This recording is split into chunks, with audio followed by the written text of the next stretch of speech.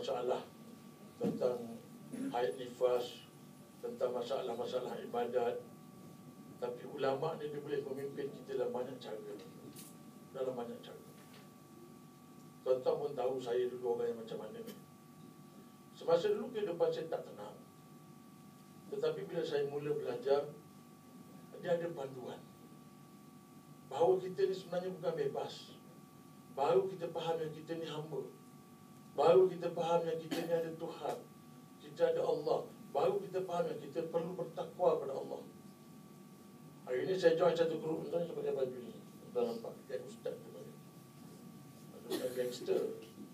Geng ustaz ni maksudnya kumpulan ustaz yang menjadi NGO terbaru yang membantu ulama-ulama yang senior.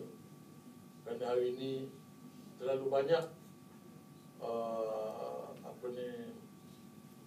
ideologi baru. Seperti saya sebut tadi, Islam liberal. Semalam saya buat tentang Islam liberal di satu surau di Bukit Raja. Dia orang rasa Islam liberal itu betul. Perkataan itu sendiri dah menunjukkan kesalahan.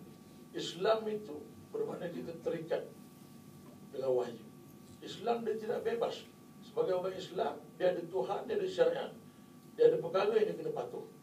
Tapi liberal itu maksudnya bebas. Jadi sebab tu orang boleh hari ni bila dia tengok Islam liberal, Islam liberal, yang tu terpenjara dengan syariat. Liberal bebas. Jadi dia tukar. Dia ambil satu konsep Christianity daripada zaman gelap dulu. Dia panggil Islam Protestant. Dia boleh sebut Islam Protestant. Saya pernah dengar orang Melayu di sini sebut saya Islam Protestant. Maksud dia Islam yang lebih bebas lah.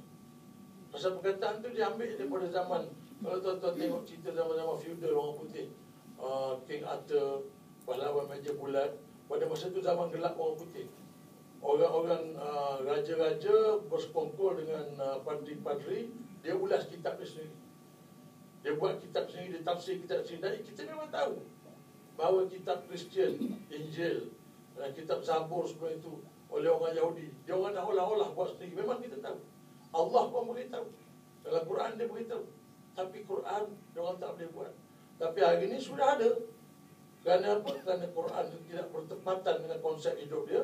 Maka dia kata kita kena tafsir kembali Quran.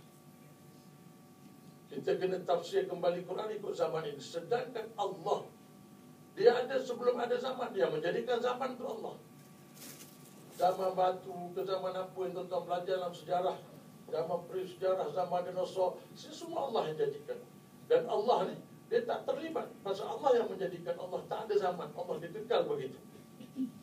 Nabi Muhammad yang menjalankan syariat, yang membawa syariat daripada Allah, perkenalkan pada kita. Dia juga manusia biasa. Tetapi kita mesti patuh berdasarkan dia penyampai. Kerana kita termasuk dalam satu rukun iman, bahawa kita kena percaya pada Rasulullah. Perkara itu tidak berubah daripada dulu sampai hari ini. Mengapa kita mesti berubah? Mengapa dalam Islam kita mesti berubah? Ada Islam Protestan, ada Islam liberal. Pasal apa? Pasal kehendak manusia hari ini lebih kepada dunia. Lebih kepada dunia. Kadang-kadang bengong tuan-tuan tengok orang kempen politik.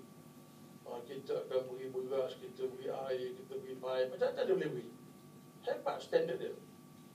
Sampai lupa kadang-kadang, semua orang kadang-kadang lupa dalam bidang politik ini. Orang lupa peranan dakwah.